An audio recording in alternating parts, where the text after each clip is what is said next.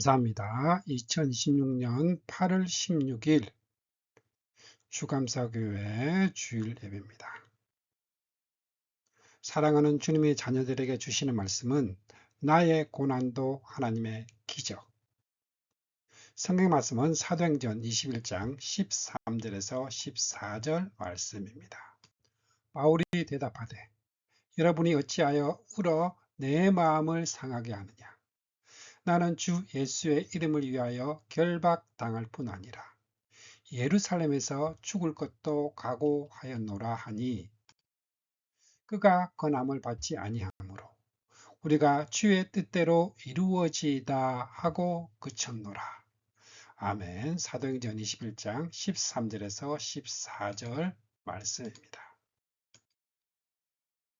사랑하는 성도 여러분, 우리는 지난 시간 사도행전 20장을 통해서 에베소 장로들을 향한 사도 바울의 눈물 어린 고별 설교를 함께 살펴보았습니다.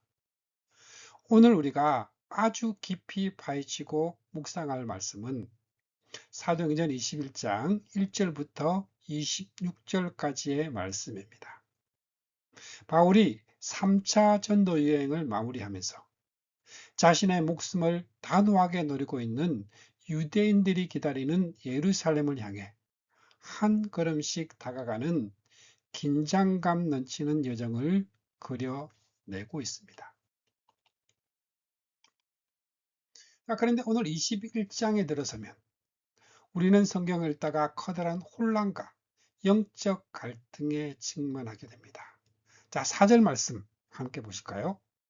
제자들을 찾아 거기서 1회를 머물더니 그 제자들이 성령의 감동으로 바울들어 예루살렘에 들어가지 말라 하더라. 성령의 감동을 받은 제자들이 바울의 예루살렘 진입을 극구 관리합니다. 자, 어디 이뿐입니까? 11절에서는 유대에서 내려온 아가보라는 선지자가 바울의 띠를 가져다가 자기 수족을 독려매며 이렇게 성령의 경고를 선포합니다. 성령이 말씀하시되 예루살렘에서 유대인들이 이같이 이 띠 임자를 결박하여 이방인의 손에 넘겨주리라 하거늘. 주변에 성령 충만한 제자들과 온 성도들이 눈물을 흘리며 바울의 예루살렘 행을 가로막았습니다. 그러나 이러한 간곡한 만류를 접한 바울의 결단은 어떠합니까? 자, 13절 말씀입니다. 같이 봅니다. 바울이 대답하되 여러분이 어찌하여 울어 내 마음을 상하게 하느냐. 나는 주 예수님의 이름을 위하여 결박당할 뿐 아니라 예루살렘에서 죽을 것도 각오하였노라 하니. 사랑하는 성도 여러분, 한번 깊이 생각을 해 보십시오. 성령 충만한 제자들은 하나님의 뜻이라며 바울을 막아서고 있고, 동일하게 성령에 강권적으로 붙들린 바울은 기어이 예루살렘으로 가겠다 결사항전의 각오를 다집니다. 자, 과연 바울이 고집을 부리고 있는 것입니까? 아니면 제자들이 성령의 음성을 잘못 오해하여 스승을 막아서고 있는 것입니까? 실제로 이 문제를 두고 신학자들 사이에서도 견해가 팽팽하게 나뉩니다.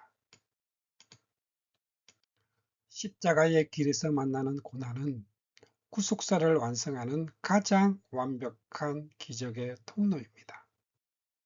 오늘 우리는 이 말씀을 단순히 사도 바울이라는 한 영웅적인 사도의 순교적 결이나 인간적인 감동 드라마로 읽지 않을 것입니다. 창세전부터 이어온 하나님의 거대한 구원의 역사, 구속사의 웅장한 입장에서 이 말씀이 어디를 향해 흘러가고 있는지, 그 이면에 숨겨진 영적이고 논증적인 진리를 하나하나 깊이 파헤쳐 보고자 합니다.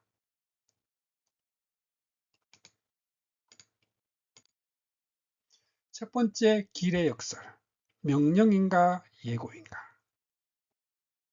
자, 우리는 먼저 하나님의 참된 뜻을 분별하는 구속사적 증명의 자리로 나아가야 합니다. 고난의 길은 두렵습니다. 그러나 14절에 등장하는 온 성도의 고백. 주님의 뜻대로 이루어지리이다.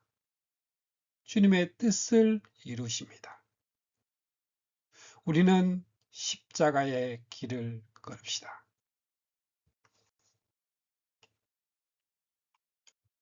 결박이라는 이름의 VIP 패스.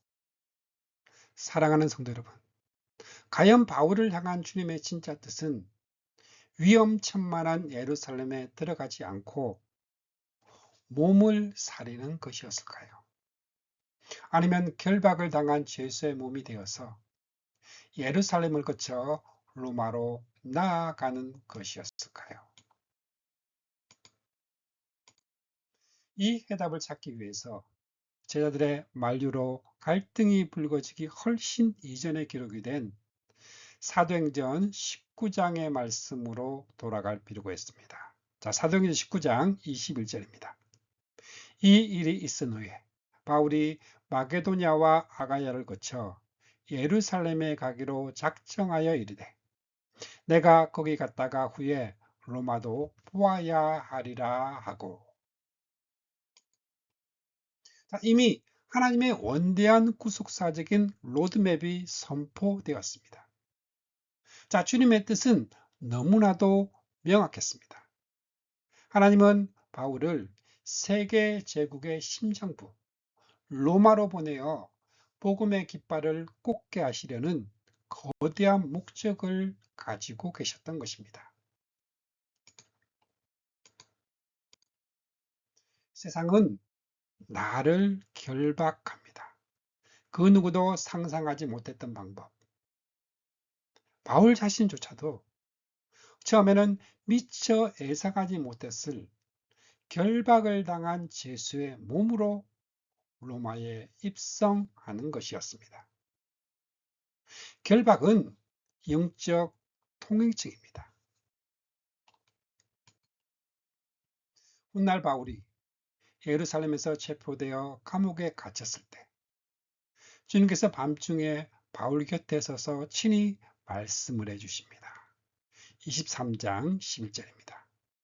그날 밤에 주께서 바울 곁에 서서 이르되 담대하라. 내가 예루살렘에서 나의 일을 증언한 것 같이 로마에서도 증언하여야 하리라 하시니라. 또한 사도행전 27장 24절에서 지중해의 유라굴로 강풍으로 배가 파선하는 위기 속에서도 하나님은 하나님의 사자를 통해 학증의 답변을 던져주십니다. 바울아, 두려워하지 말라. 내가 가이사 앞에 서야 하겠고 또 하나님께서 너와 함께 항해하는 자를 다 내게 주셨다 하였으니. 자, 우리가 잘 아는 로마서를 통해서도 확인하듯 바울은 늘 로마에 가기를 간절히 열망했습니다. 그러나 사랑하는 성도 여러분, 만약 바울이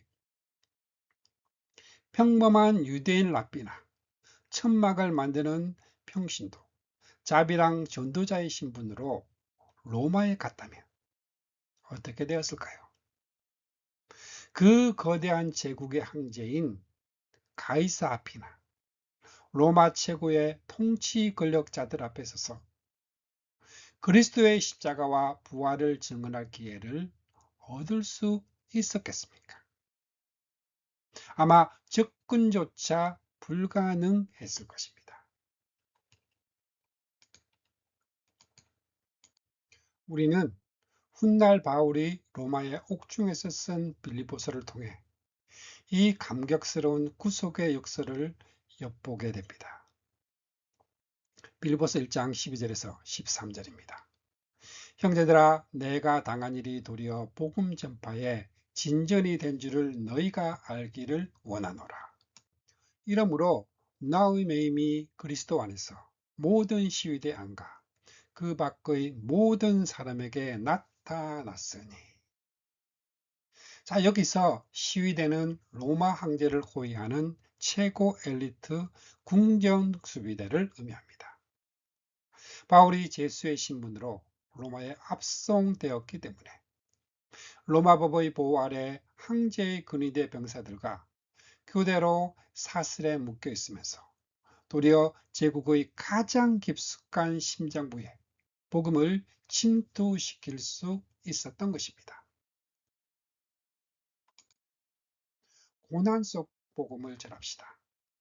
이는 미처 하나님께서 온 이스라엘을 구원하시기 위해 갓난아기 모세를 원수의 심장부인 바로의 궁전 한복판에 심어 두셨던 것 같습니다.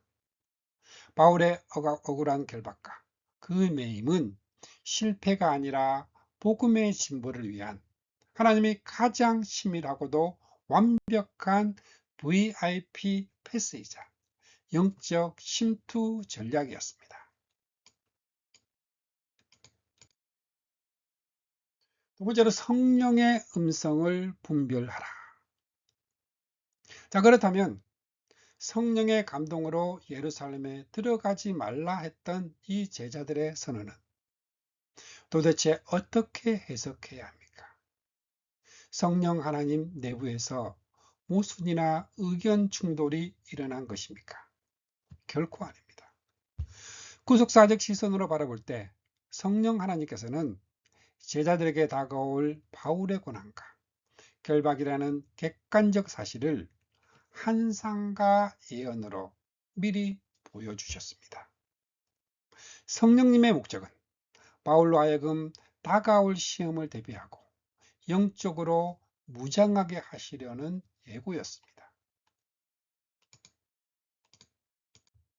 내 감정이 앞서갑니다. 그러나 그 환상을 본 제자들은 스승 바울을 향한 뜨거운 인간적 사랑과 깊은 안타까움 때문에 성령이 보여주신 고난의 예고 위에 자신들의 주관적 주장과 만류를 덧붙여 그러니 절대 가시면 안 됩니다. 막아선 것입니다. 이 장면은 복음서에서 우리 주 예수님께서 예루살렘을 향해 올라가시면서 순환을 예고하셨을 때 베드로가 보인 반응과 완벽하게 겹쳐집니다. 자, 마태복음 16장 22절입니다. 베드로가 예수님을 붙들고 항변하여 이르되 주여 그리 마옵소서. 이 일이 결코 죽게 미치지 아니하리이다.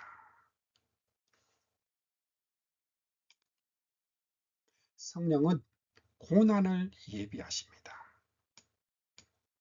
주님의 뜻대로 순종합시다. 제자들은 바울을 뜨겁게 사랑하여 그를 가로막았지만 바울은 주 예수 그리스도를 더 뜨겁게 사랑하고 구속사의 완성을 바라보았기에 주님의 뜻대로 십자가의 결박을 선택한 것입니다.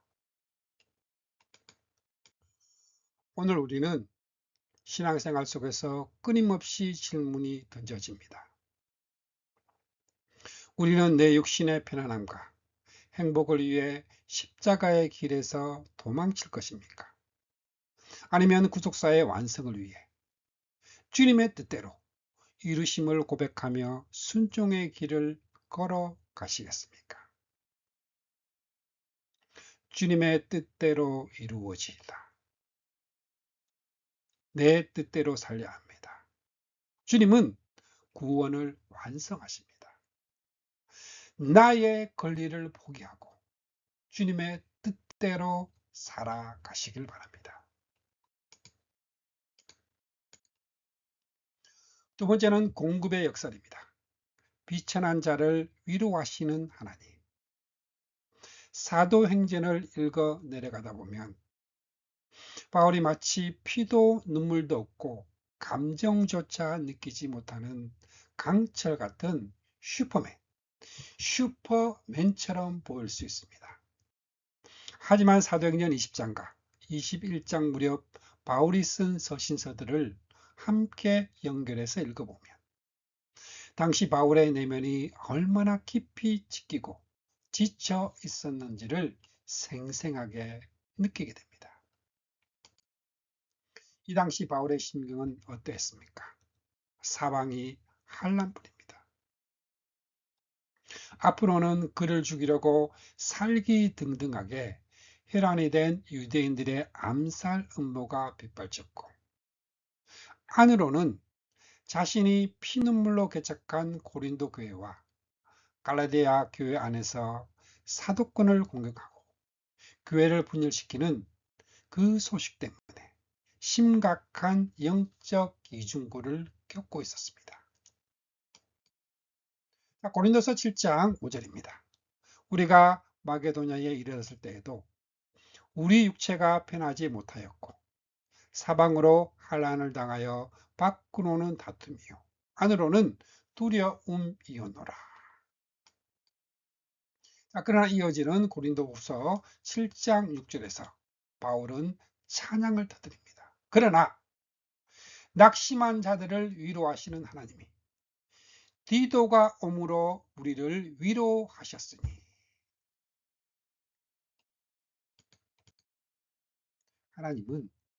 하나님이 위로하시고 주님 품에 안식하시기 바랍니다. 모래사장 위의 무릎 기도입니다.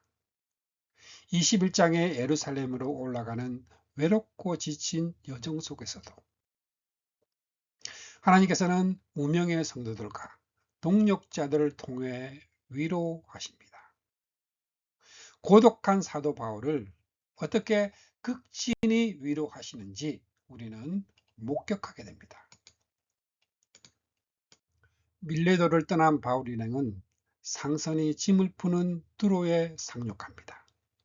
바울은 낯선 도시에서 허투루 시간을 보내지 않고 제자들을 찾아내어 7일간 머물렀습니다. 이 제자들과 함께 보낸 7일은 죽음을 앞둔 사도에게 천국과도 같은 위로의 시간이었습니다. 떠나는 날 두로의 성도들은 아내들과 어린 자녀들까지 다 데리고 성문 바닷가까지 나와 바울 일행을 배웅합니다. 사도행전 21장 15절입니다. 이 여러 날을 지낸 후 우리가 떠나갈새 그들이 다 그 처자와 함께 성문 밖까지 전송하거늘 우리가 바닷가에서 무릎을 꿇고 기도하고. 차가운 바닷가 모래사장 위에 다 함께 무릎을 꿇고 서로를 품에 안고 올린 눈물의 기도. 사도행전 21장 1절은 우리가 그들을 작별하고 할 때 이 작별하다의 헬라어 원어 아포스파스테세, 서로를 껴안고 떼어놓지 않으려는 이 두 사람을 강제로 억지로 떼어놓는다, 예절한 뜻을 담고 있습니다. 죽음을 향해 걸어가는 외로운 사도의 가슴 속에 이름 모를 성도들이 보여준 지극한 사랑과 눈물은 주님을 위해 기꺼이 죽을 수 있는 각오를 다지게 하는 향유 옥각과도 같은 위로였습니다. 서로를 위해 기도합시다. 복음이 빚어낸 20년의 기적, 과거의 원수가 현재의 위로자로 이어지는 가이사라에서의 일정 속에서 성경은 가슴 벅찬 구속사의 기적 같은 만남, 그 만남을 기록합니다. 사도행전 21장 8절입니다. 이튿날 떠나 가이사라에 이르러 7 집사 중 하나인 전도자 빌립의 집에 들어가서 머무르더니라. 본서의 저자인 누가는 이 독자들의 기억을 환기시키기 위해 빌립의 이름 앞에 일부러 7집사 중에 하나, 전도자라는 수식어를 달아놓았습니다. 20년 전의 과거를 회상해 보십시오. 우리는 서로 원수였습니다. 살기 등등했던 바리새인 청년 바울이 가해자가 되어 스데반 집사를 돌로 쳐 죽인 현장의 총책임자로 서서 교회를 진멸할 때 스데반과 함께 예루살렘 교회의 7지사로 세움받았던 피난민 빌립은 사마리아와 가이사로 쫓겨 가야만 했습니다. 그로부터 20년의 세월이 흐른 지금 십자가가 우리를 품습니다. 가해자였던 사울이 예수 그리스도의 보혈의 은혜로 변화되어 사도가 되었고 자신의 결박과 순교를 당하기 위해 예루살렘으로 올라가는 길에 옛 피해자였던 빌립의 집 문을 두드린 것입니다. 빌립 지사는 20년 전 자신의 둘도 없는 동력자 스데반을 죽게 만든 원수 같은 이 남자를 어떻게 맞이합니까? 그리스도의 십자가 사랑으로 온전히 품어 며칠 동안 유숙하게 하며 깊은 안식을 제공합니다. 용서와 한대를 나누는 만남을 통해 바울은 오랜만에 심신의 깊은 평안을 얻었을 것입니다. 비천한 자를 위로하시는 하나님은 상처로 마음이 무너져 십자가를 지러 가는 고독한 사도를 위해 20년 전 원수였던 자의 집에 보혈의 상처를 씻어내고 세상에서 가장 평안하고 따뜻한 안식처로 예비해 두셨습니다.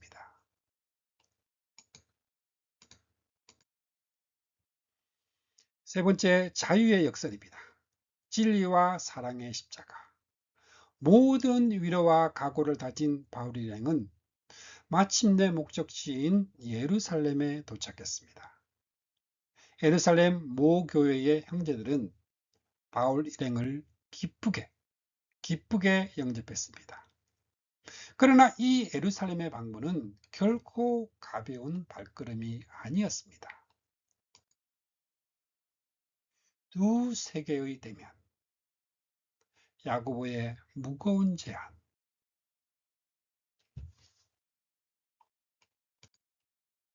바울은 예루살렘으로 올라가기 전 고린도에서 석 달을 머물며 쓴 로마서에서 자신의 무거운 심경을 토로했습니다. 자, 로마서 15장 30절 하반절과 31절입니다. 형제들아, 내가 우리 주 예수 그리스도와 성령의 사랑으로 말미암아 너희를 권하노니 너희 기도에 나와 힘을 같이하여 나를 위하여 하나님께 빌어 나로 유대에서 순종하지 아니하는 자들로부터 건짐을 받게 하고 또 예루살렘에 대하여 내가 섬기는 일을 성도들이 받을 만하게 하고. 이튿날 바울은 예루살렘 교회의 대표자인 야고보, 예수님의 친동생과 장로들을 찾아갑니다. 이 만남은 단순한 개인의 만남이 아니라 세계 기독교 역사를 가름하는 은혜와 율법의 거대한 만남입니다. 율법이 우리를 정죄합니다.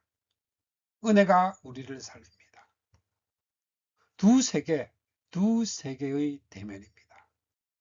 바울은 이방인 선교를 통해 하나님께서 행하신 이 놀라운 그 일들을 보고했고 장로들은 하나님께 영광을 돌렸습니다. 그러나 곧이어 팽팽한 영적 긴장감 속에 야고보가 입을 엽니다. 예루살렘에든 예수님을 믿으면서도 여전히 모세 율법의 열성을 가진 유대인 신자가 수만 명이 있습니다.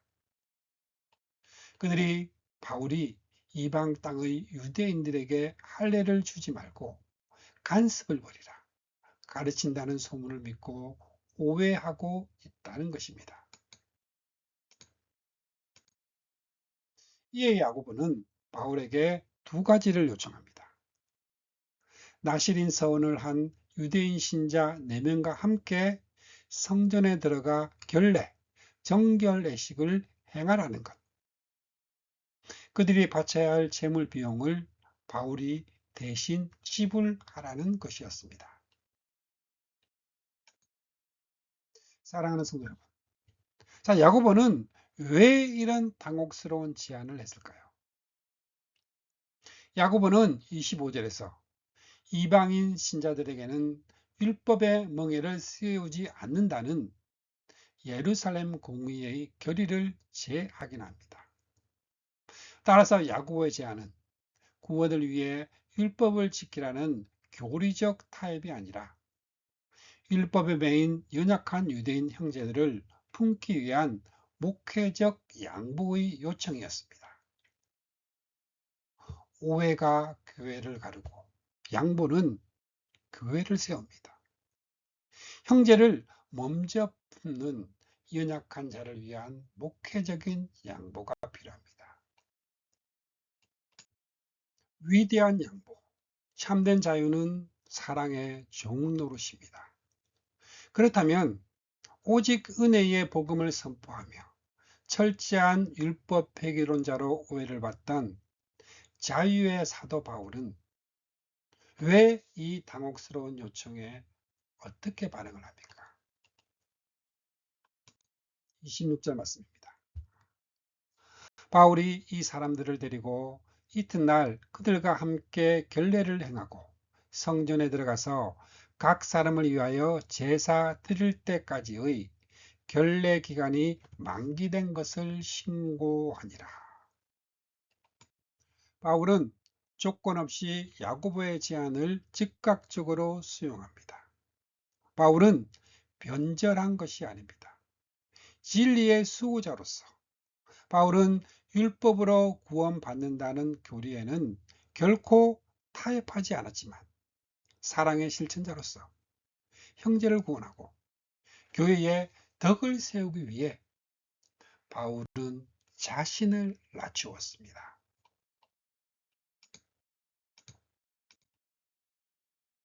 고린도전서 9장 20절 상반절입니다. 유대인들에게 내가 유대인과 같이 된 것은 유대인들을 얻고자 함이요. 자, 22절입니다. 약한 자들에게 내가 약한 자와 같이 된 것은 약한 자들을 얻고자 함이요. 내가 여러 사람에게 여러 모습이 된 것은 아무쪼록 몇 사람이라도 구원하고자 함이니. 그리스도인의 자유대언장이라 불리는 갈라디아서에서 바울은 이렇게 외칩니다. 자, 갈라디아서 5장 13절입니다. 형제들아, 너희가 자유를 위하여 부르심을 입었으나 그러나 그 자유로 육체의 기회로 삼지 말고 오직 사랑으로 서로 종노릇하라. 바울이 누린 참된 복음의 자유는 내 권리를 마음껏 주장하는 자유가 아니라 형제를 구원하기 위해 내 자유마저도 기꺼이 포기할 수 있는 사랑의 종노릇이었습니다. 이기적인 자유를 찾습니다. 예수님이 종이 되셨습니다. 우리는 사랑의 종으로 섬깁시다. 찬양 한 곡 들으시겠습니다. 찬양 십자가의 길 순교자의 삶.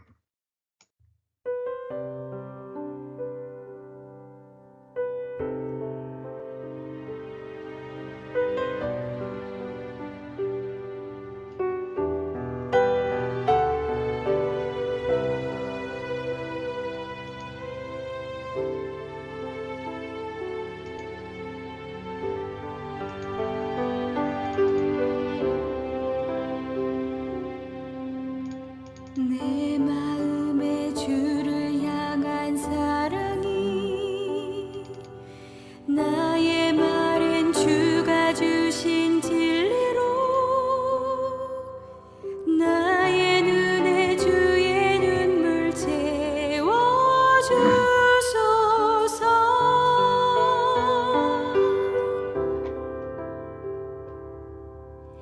내 입술에 찬양의 향기가 두 손에는 주를 닮은 섬김이 나의 삶의 주의 흔적 남게 하소서.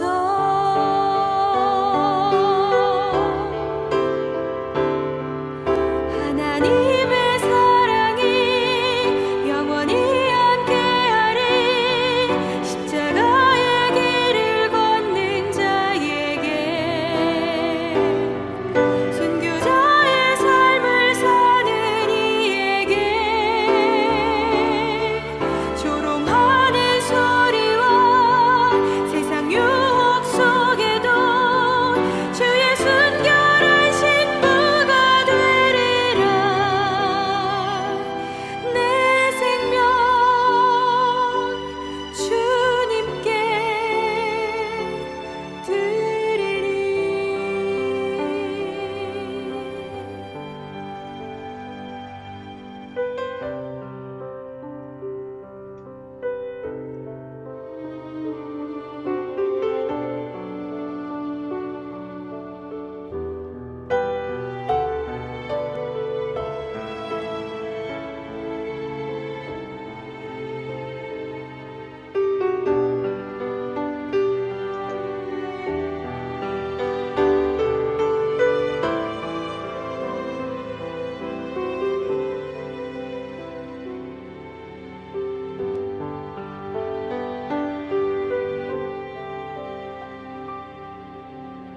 내 마음의 주를 향한 사랑이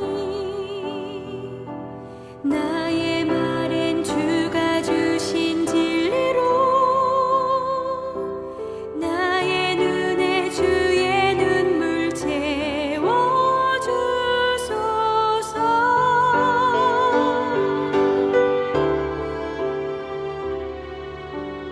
내 입술에 찬양의 향기가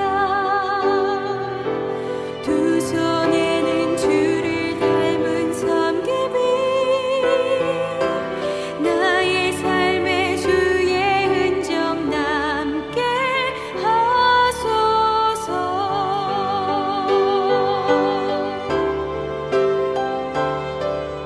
하나님의 사랑이 영원히 함께하리. 십자가의 길을 걷는 자에게, 순교자의 삶을 사는 이에게, 조롱하는 소리와 세상 유혹 속에도 주의 순결한 신부가 되리라. 내 생명 주님께 드리리.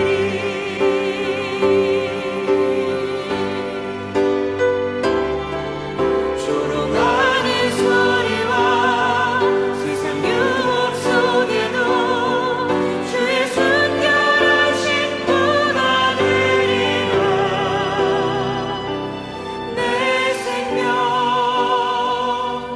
주님께 드리리.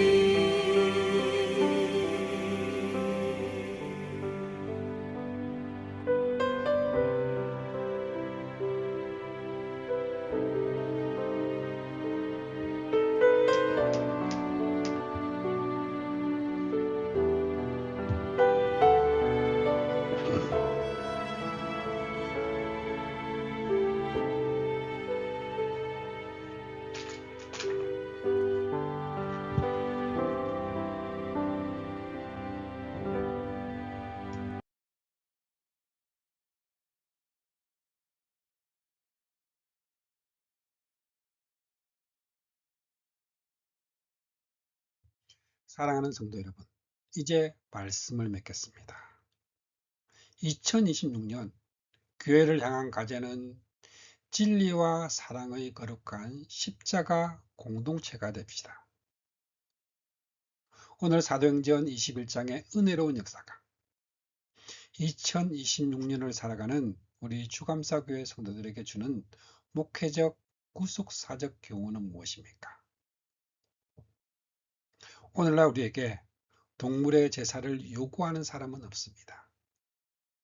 그러나 예배 형식, 정치적 성향, 세대 간 문화 차이, 사소한 전통 같은 비본질적인 문제들로 교회가 형제를 정죄하는 분열과 미움의 시대입니다. 우리는 십자가 위에서 진리와 사랑의 거룩한 균형을 이루어야 합니다.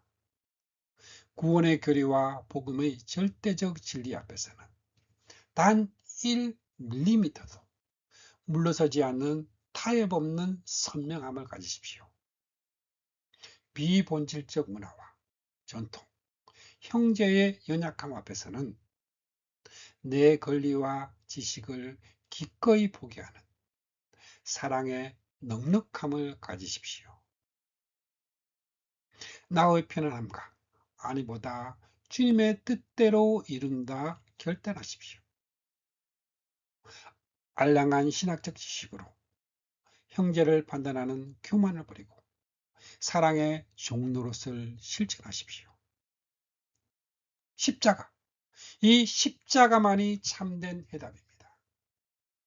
과거의 원수마저도 보일러 녹여냈던 빌립 집사의 집처럼 진리와 사랑으로 살아가는 십자가의 공동체가 다 되시기를 주님의 이름으로 축복합니다.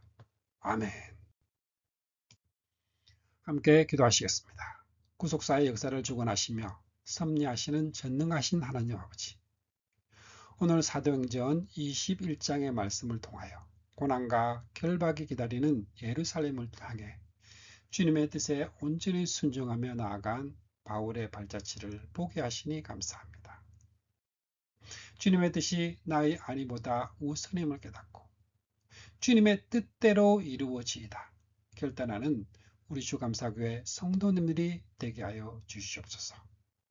사방으로 우겨쌈을 당할 때에도 믿음의 동력자들을 통해 비천한 자를 위로하시는 하나님의 손길을 체험하게 하옵소서.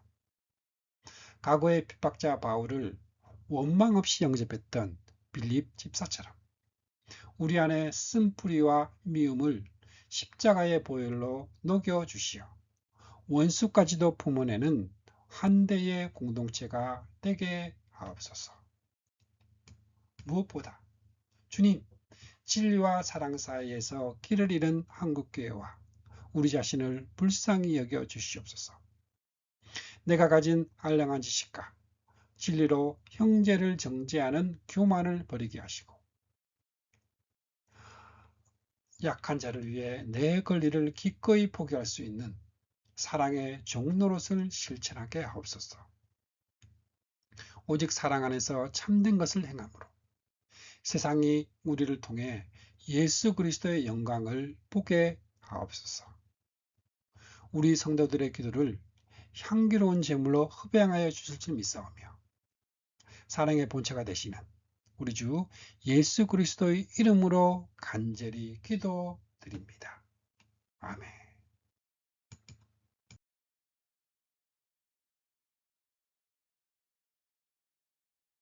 축복합니다. 지금은 우리를 구원해 주신 주 예수 그리스도의 은혜와 하나님 아버지의 거룩하신 사랑과 날마다 우리를 승리하게 하시는 성령님의 역사가 오늘 함께한 주님의 백성들에게 영원토록 함께 있기를 주님의 이름으로 축복합니다. 아멘.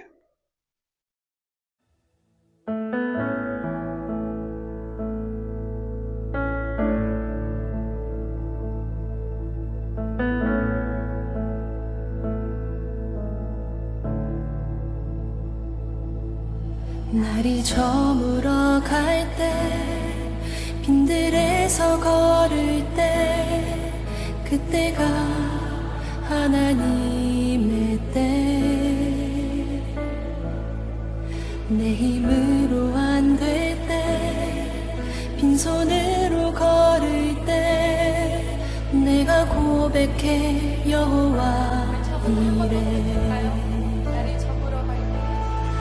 날이 저물어 갈 때 빈들에서 걸을 때 그때가 하나님의 때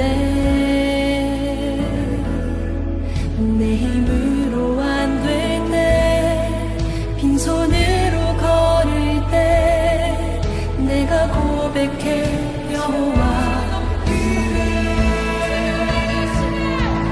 주가 일하시네 주가 일하시네 주께 아끼지 않는 자에게 주가 일하시네 주가 일하시네 신뢰하며 걷는 자에게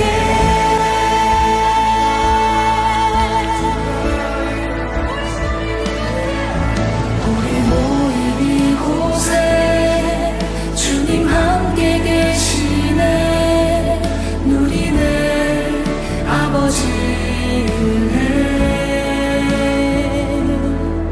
적은 떡과 물고기 내 모든 걸 드릴 때 모두 고백해 여호와 이래 주가 일하시네 주가 일하시네 주께 아끼지 않는 자에게 주가 일하시네 주가 일하시네 신뢰하며 걷는 자에게 주가 일하시네 주가 일하시네 주께 아끼지 않는 자에게 주가 일하시네 주가 일하시네 신뢰하며 걷는 자에게 주가 일하시네 주가 일하시네 주께 아끼지 않는